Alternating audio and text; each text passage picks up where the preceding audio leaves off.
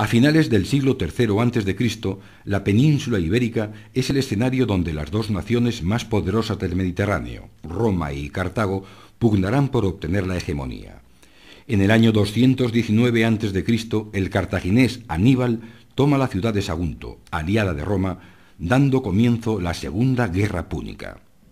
Finalizada la guerra de manera victoriosa para Roma, esta pretende hacerse con el control de los ricos territorios mineros de la península. Así, hacia el 201 a.C. ya controla una amplia franja a lo largo del Mediterráneo y hasta la Andalucía occidental, con ciudades como Barcino, Tarraco, Cartago Nova o Gades. En el año 120 a.C., los romanos ya han conseguido dominar un territorio que supone más de las 2/3 partes peninsulares, estableciendo colonias o ciudades como Emérita Augusta, Córdoba, Toletum, Clunia o Caesarea Augusta, entre otras. La última etapa de la conquista romana finaliza hacia el 14 a.C., cuando las legiones romanas consiguen integrar la franja norte peninsular y establecer allí ciudades como Lucus Augusti, Asturica Augusta o Pompaelo. La administración romana de Hispania se plasma ya desde el primer momento de la conquista en la división de los territorios bajo su control en dos provincias, Citerior, la más cercana a Roma, y Ulterior, la más lejana. Esta división cambiará durante la época altoimperial, pues la provincia ulterior se dividirá a su vez en Baética y Lusitana. La conquista de Hispania es un proceso largo y difícil. Tarraco, la actual Tarragona, fue la primera fundación romana en ultramar y desde ella partió la romanización de la península, convirtiéndose en la capital de la provincia Citerior. Tarraco contaba con un conjunto público monumental formado por el área de culto, la plaza, el foro provincial y el circo. Este, construido bajo el reinado de Domiciano a finales del siglo I después de Cristo, podía contener 23.000 espectadores. El circo era el lugar donde se desarrollaban algunos espectáculos como las carreras de cuadrigas. Otra gran ciudad romana fue Emérita Augusta, fundada en el año 25 a.C. A lo largo del siglo I después de Cristo, la urbe, a la que se dotó de un extenso territorio de casi 20.000 kilómetros cuadrados, fue cobrando cierta importancia. Se construyeron nuevas áreas y se desarrollaron otras que hicieron de Bérita una de las ciudades más importantes de la Hispania romana. La época de los Flavios y el comienzo del periodo de los emperadores Trajano y Adriano supone un momento de esplendor. Es entonces cuando se acometen considerables proyectos de reforma en los más señalados monumentos de Emérita, el teatro y algunos edificios del foro municipal. Esta reactivación monumental se plasmó en la construcción de lujosas residencias como las casas de la Torre del Agua y del Mitreo. Entre las más sobresalientes construcciones romanas en Hispania destaca el Arco de Bara, situado a 20 kilómetros al nordeste de Tarragona, en el trazado de la antigua Vía Augusta. El Arco de Bara es el mejor ejemplo de arco monumental de la península ibérica. Con 14,65 metros de altura, fue levantado a finales del siglo I. El arco se compone de grandes sillares de piedra, unidos entre sí mediante grapas de madera de olivo con forma de doble cola de Milano. Se trata de una obra sobria y de modestas dimensiones que dista mucho de la grandeza y el lujo de los arcos triunfales de Roma.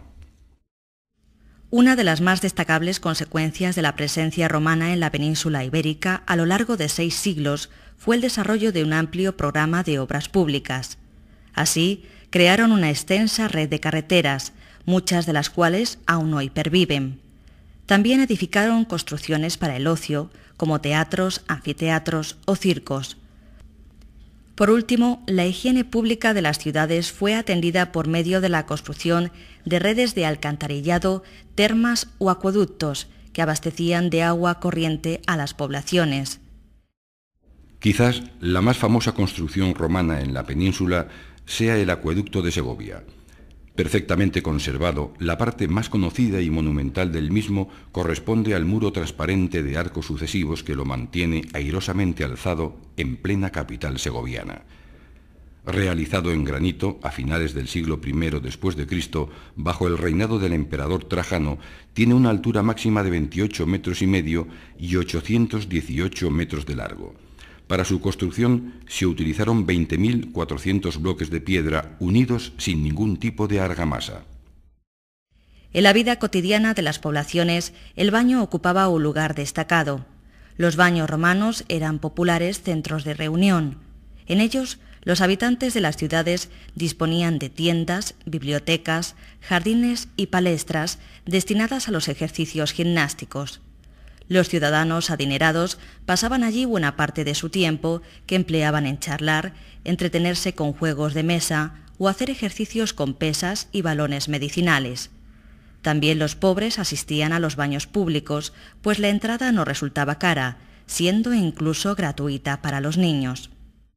A medida que la romanización de Hispania fue consolidándose, el territorio fue dividido en nuevas unidades administrativas. Así, la provincia Citerior integrará 7 provincias o conventus que toman sus nombres de la capital correspondiente: Tarraco, Cartagonova, Caesarea Augusta, Clunia, Astúrica, Bracara y Lucus. La Lusitania cuenta con 3, con capitales en Emérita Augusta, Scalavis y Pax Iulia. La Bética, por último, se dividió en 4, con capitales en Hispalis, Córdoba y Gades.